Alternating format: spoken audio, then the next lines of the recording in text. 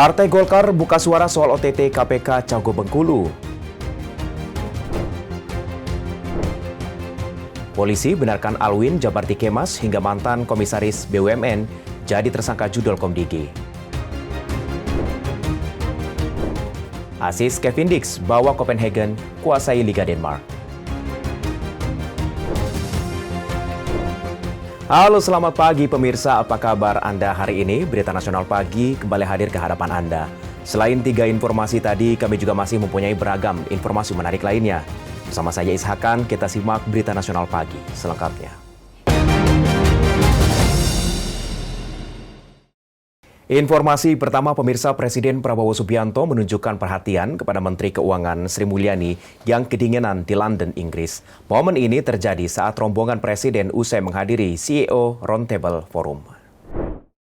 Presiden Prabowo Subianto menghadiri acara CEO Roundtable Forum di London, Inggris pada 21 November 2024.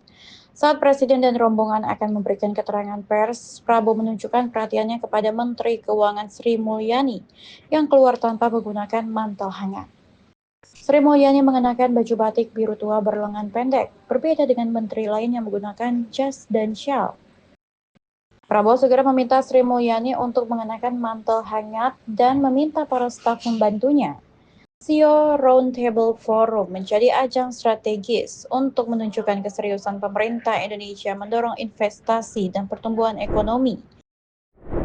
Presiden Prabowo Subianto membawa oleh-oleh komitmen investasi senilai 18,5 miliar dolar atau 294 triliun rupiah usai menyelesaikan kunjungan di beberapa negara.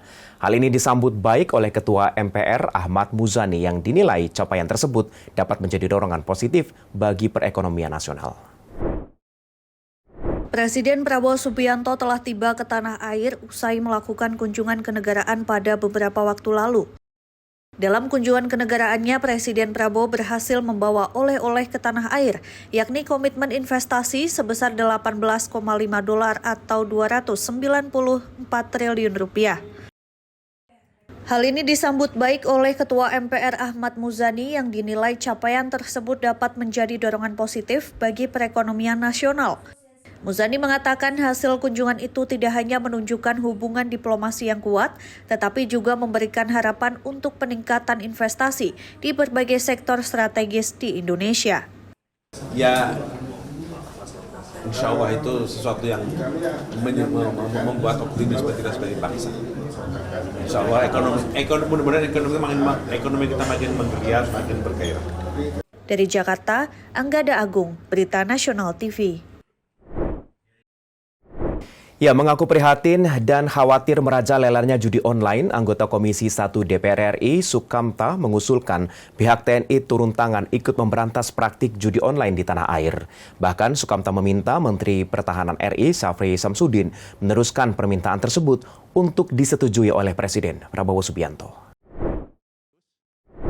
Hal ini mengemuka saat sesi tanya-jawab dalam agenda rapat kerja Komisi 1 DPR RI bersama Menteri Pertahanan Syafri Samsudin dan Panglima TNI Jenderal TNI Agus Subianto di Gedung Parlemen Senayan, Jakarta, Senin pagi. Sukamta mengatakan selain meresahkan melebihi peredaran narkoba, praktik judi online dinilai membahayakan karena terus berputar marak di masyarakat. Omset judi online disebutnya meningkat hingga 900 triliun rupiah, lebih besar dari anggaran TNI yang hanya 165 triliun rupiah. Sukamta menambahkan permintaannya agar Menteri Pertahanan segera melobi Presiden Prabowo agar TNI ditugaskan untuk berantas judi online. Ia juga mengusulkan jika TNI dilibatkan berantas judi online, 20% dari hasil sitaan penggerebekan judi online diberikan ke pihak TNI untuk kesejahteraan prajurit dan membeli alutsista baru. Ancaman yang sifatnya non-militer, salah satunya judi online. Judi online ini persoalan yang semakin serius. Kalau PPATK itu mengatakan omsetnya 2023 350 triliun. Kemarin sudah ada yang mengatakan omsetnya sudah sampai 900 triliun. Sementara anggaran TNI cuma 165 triliun. Nah, saya berharap betul mudah-mudahan Pak Menhan bisa lobby kepada Presiden Mudah-mudahan Presiden menugaskan TNI untuk menyelesaikan judul ini. Sementara itu, Kepala Badan Narkotika Nasional Martinus Hukom menemui Ketua MPR RI Ahmad Muzani membahas langkah strategis untuk pemberantasan narkoba, terutama di sektor kelembagaan dan intelijen. Pada Senin siang di Gedung Nusantara 3 DPR RI, Kepala BNN Martinus Hukom berdiskusi dengan Ketua MPR RI Ahmad Muzani. Selain meminta dukungan kelembagaan, keduanya juga membahas soal langkah strategis yang akan ditempuh untuk memberantas narkoba di bawah pemerintahan Presiden Prabowo Subianto. Ketua MPR RI Ahmad Muzani mengungkapkan sebanyak 3,33 juta masyarakat Indonesia terpapar narkoba, mulai dari usia 10 sampai 60 tahun. Hal inilah yang menjadi alasan utama BNN memberantas tindak pidana narkoba dengan didukung oleh sejumlah lembaga seperti MPR RI. Pemberantasan narkoba adalah sebuah langkah yang strategis, penting, dan harus mendapatkan support. Karena itu sebagai Kepala BNN, Pak Martinus ingin mendapatkan support dukungan dari semua lembaga, termasuk pada Majelis Permusyawaratan Rakyat. Beliau merasa perlu mendapatkan dukungan itu dan beliau hari ini berdiskusi kepada kami sebagai Ketua Majelis Permusyawaratan Rakyat. Beberapa langkah beliau usulkan untuk dilakukan penguatan, dari mulai penguatan kelembagaan untuk efektivitas langkah beliau sebagai lembaga yang menanggung-jawabi pada pemberantasan pemberantasan narkoba, termasuk rehabilitasi bagi para mereka yang sudah berdampak pada narkoba itu. Wakil Ketua Umum Partai Golkar Adis Kadir angkat bicara terkait OTT KPK terhadap calon gubernur petahana Bengkulu Rohidin Mersyah. Adis mengatakan partainya adalah partai taat hukum dan meminta yang bersangkutan untuk kooperatif dan mengikuti proses hukum yang sedang berjalan. Wakil Ketua Umum Partai Golkar Adis Kadir buka suara terkait penahanan Gubernur Bengkulu sekaligus calon gubernur petahana Bengkulu 2024 yang diusung Partai Golkar Rohidin Mersyah. Saat ditemui di kantor DPP Partai Golkar Slipi, Jakarta Barat, Adis menegaskan bahwa Golkar adalah partai yang taat hukum dan menghimbau Rohidin yang kini tersandung masalah hukum untuk kooperatif dan mengikuti proses hukum yang sedang berjalan. Meski mengaku prihatin atas kasus yang menimpa salah satu kadernya ini, partainya masih mengkaji dan mempertimbangkan apakah akan memberikan bantuan hukum dan tidak, di mana diperlukan koordinasi lebih lanjut dengan jajaran dan pengurus di internal Partai Golkar. Meski demikian, Partai Golkar akan mempelajari dan mengkaji peristiwa hukum terkait OTT KPK terhadap kadernya tersebut. Sebelumnya, Rohidin Mersyah, gubernur sekaligus cagup Bengkulu, terjaring operasi tangkap tangan KPK terkait dugaan pemerasan dan gratifikasi pendanaan Pilkada 2024 pada Sabtu dini hari lalu, di mana penangkapan OTT KPK ini tepat 4 hari sebelum pemilihan pada 27 November 2024 mendatang. Diketahui dalam kasus ini KPK telah menetapkan 3 orang sebagai tersangka, selain cagup Bengkulu Rohidin, Sekda Provinsi Bengkulu inisial IF, dan tersangka lain inisial AC. Para tersangka disangkakan pasal 12 huruf E dan pasal 12B UU nomor 31 tahun 1999 sebagaimana telah diubah dalam UU nomor 20 tahun 2001 jangto pasal 55 KUHP. Selain itu, KPK juga menyita barang bukti berupa uang tunai dalam berbagai jenis mata uang dalam pecahan rupiah, dolar Amerika, dan dolar Singapura. Ya, informasi lainnya akan kami hadirkan usai jeda. Tetaplah bersama kami di Berita Nasional Pagi.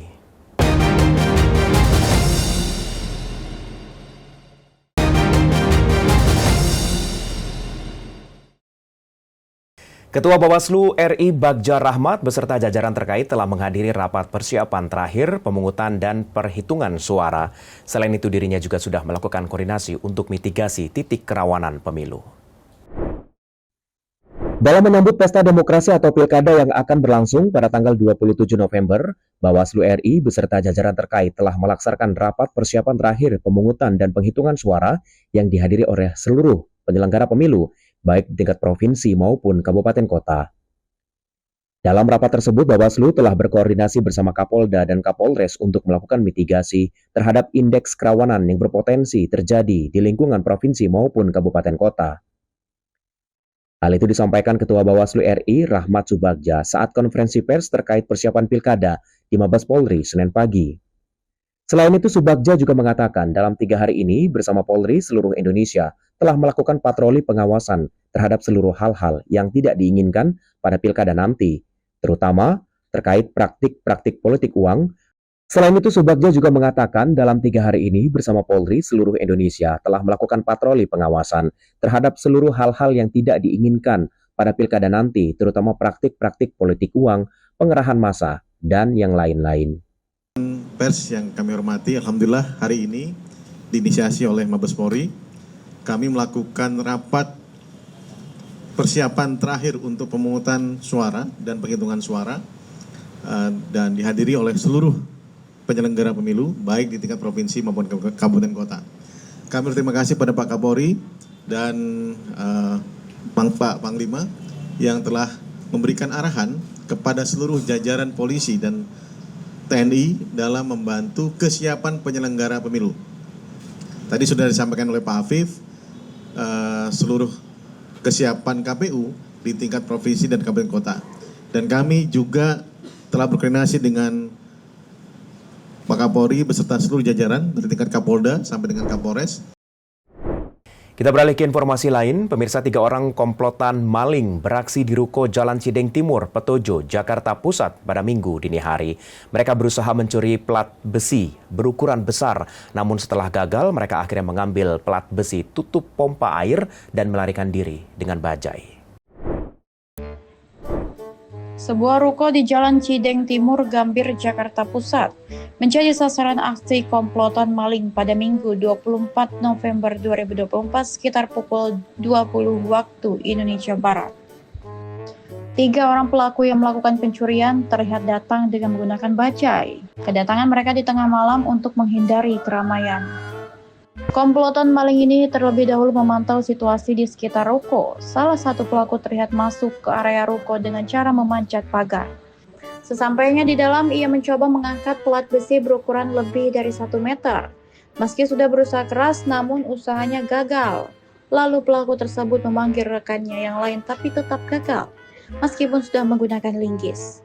Tak berhenti di situ, mereka kemudian memanggil 1 orang rekannya untuk turut masuk dan membantu mengangkat plat besi berukuran besar yang diduga menjadi sasaran pencurian. Meskipun sudah berupaya, salah satu pelaku pada akhirnya menyerah. Dengan gestur mengangkat kedua tangan dan menggelengkan kepala, ia menunjukkan ketidakmampuannya. Ternyata plat besi yang mereka coba angkat memiliki berat sekitar 200 kg, menjadi alasan utama gagalnya aksi tersebut. Mereka akhirnya memutuskan untuk mengambil plat besi tutup pompa air di lokasi sebagai sasaran pencurian. Meski nilainya tak sebanding dengan target utama, barang itu menjadi pilihan terakhir mereka agar tidak pulang dengan tangan kosong.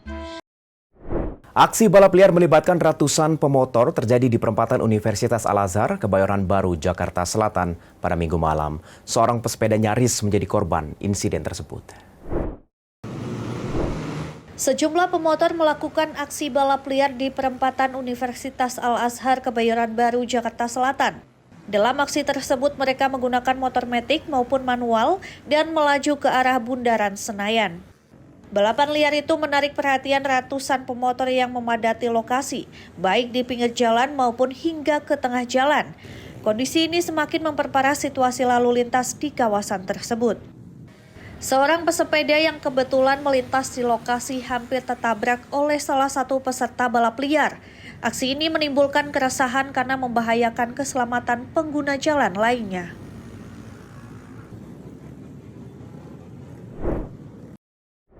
Subdit Jatanras Ditreskrimum Polda Metro Jaya menunjukkan sejumlah barang bukti hasil operasi cyber kasus judi online yang melibatkan puluhan tersangka.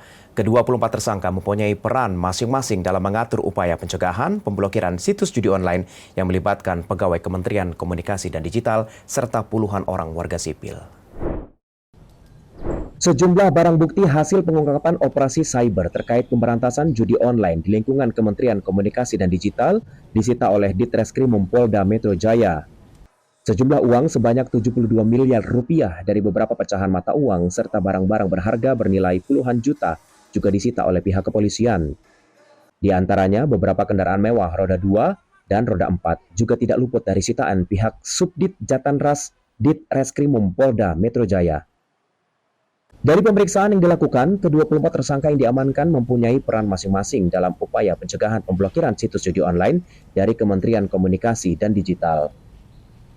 Dari 24 orang tersangka, 4 diantaranya merupakan bandar atau pemilik situs judi online. Dari keempat tersangka yang sudah ditetapkan, 1 orang merupakan DPO. Adapun 7 orang lainnya berperan sebagai agen pencari situs judi online. Lalu untuk menampung uang setoran dari situs judi online yang sudah masuk daftar list di Komdigi, ada 3 orang pelaku. 2 orang pelaku juga ada yang berperan untuk memverifikasi situs judi online agar tidak terblokir oleh Kementerian Komdigi. 2 orang pelaku lainnya juga bertugas dalam proses tindak pidana pencucian uang atau TPPU. Dan ada 1 orang yang berperan untuk merekrut dan mengorganisir para tersangka dalam proses upaya pencegahan pemblokiran situs. Adapun 9 orang tersangka yang diamankan merupakan pegawai dari Kementerian Komdigi yang berperan mencari website situs judi online dan melakukan pemblokiran. Dari para tersangka kami berhasil menyita berbagai barang bukti, baik uang tunai maupun aset dengan nilai total 160.387.119 rupiah. Dalam kasus ini, Polda Metro Jaya dan PPATK juga menyelidiki adanya dugaan korupsi di lingkungan Kementerian Komdigi. Sedikitnya sudah 18 orang tersangka dilakukan pemeriksaan oleh Subdit Tipikor Ditreskrimsus Polda Metro Jaya. Tim Liputan, Berita Nasional TV. Ya, sementara itu Polda Metro Jaya benarkan Alwin Jabarti Kemas, mantan Komisaris BUMN Zulkarnain Apriliantoni, hingga staf ahli Kementerian Komunikasi dan Digital RI Adi Kismanto. Ini merupakan tersangka dalam kasus judi online yang melibatkan beberapa orang pegawai Komdigi. Ketiga tersangka ini memiliki peran berbeda, yaitu memverifikasi website judi online agar tidak diblokir, hingga berperan sebagai orang yang merekrut dan mengkoordinir para tersangka. Setelah menetapkan 24 tersangka dan menetapkan 4 orang sebagai DPO, Subdit Jatanras, Direktorat Reserse Kriminal Umum Polda Metro Jaya masih terus menyelidiki kasus judi online yang melibatkan 10 orang pegawai yang salah satunya sebagai staf ahli di Kementerian Komdigi bernama Adi Kismanto alias AK. Dalam rilisnya pada Senin siang, Direskrimum Polda Metro Jaya Kombes Pol Wirasatya Triputra mengatakan, pihaknya masih terus menelusuri keterlibatan pihak lain terkait ditempatkannya Adi Kismanto sebagai staf ahli di Kementerian Komdigi. Selain itu, Kombes Pol Wirasatya juga menyebut pihaknya juga menetapkan Alwin Jabarti Kemas alias AJ sebagai tersangka lantaran berperan sebagai orang yang memfilter atau memverifikasi website judi online agar tidak diblokir oleh pihak Kementerian Komdigi. Tak hanya 2 nama tersebut, mantan Komisaris BUMN Zulkarnain Apriliantoni alias Tony Tomang juga ditetapkan sebagai tersangka karena berperan sebagai seorang yang mengkoordinir para tersangka sehingga memiliki kewenangan menjaga dan melakukan pemblokiran website judi online.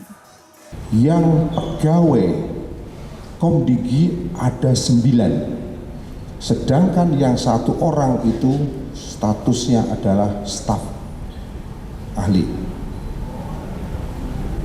Ya, jadi memang 10. Yang pegawai adalah 9, 1 staf. Jadi 10 jadinya. Apakah AK ini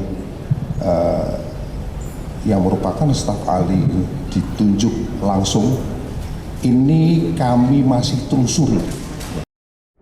Informasi dari dunia olahraga akan kami hadirkan usai jeda. Tetaplah bersama kami di Berita Nasional Pagi.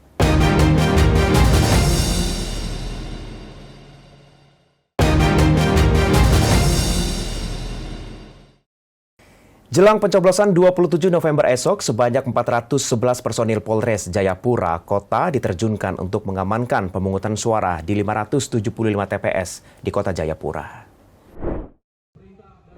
411 personil Polri ini akan ditempatkan di sejumlah TPS di Kota Jayapura, sekaligus mengamankan dari gangguan keamanan. Untuk TPS yang jaraknya cukup jauh dari Kota Jayapura akan mulai digeser pada 26 November. Untuk TPS yang jaraknya cukup jauh dari Kota Jayapura akan mulai digeser pada 26 November besok. Selain itu, personil Polresta juga akan dibantu BKO Brimob Polda Papua sebanyak 100 personil yang nantinya akan melakukan patroli dan ditempatkan di daerah yang dianggap rawan. Kapolresta Jayapura Kota Kombes Pol Victor McBen mengatakan aparat pengamanan sendiri saat ini telah siap untuk mengamankan TPS, di mana dalam arahannya juga diingatkan kepada personil agar memperhatikan segala gangguan keamanan. Kapolres juga meminta kepada anggotanya yang berjaga di TPS untuk selalu berkoordinasi dengan KPPS tempat agar saat pencoblosan bisa berjalan dengan lancar. Pilkada Papua sendiri memiliki 2 calon gubernur dan wakil gubernur, sementara wali kota memiliki 4 calon. Memang ada arahan-arahan yang perlu saya sampaikan juga terkait dengan hal-hal yang teknis, ya, supaya anggota ini di lapangan paham akan tugas dan perannya. Dari Jayapura, Papua, Rifan Donai, Berita Nasional TV. Ya pemirsa, informasi tadi juga sekaligus mengakhiri perjumpaan kita di Berita Nasional pagi kali ini. Saya Ishakan yang mewakili seluruh kru dan kerabat kerja yang bertugas pamit dari hadapan Anda. Selamat pagi dan selamat beraktivitas.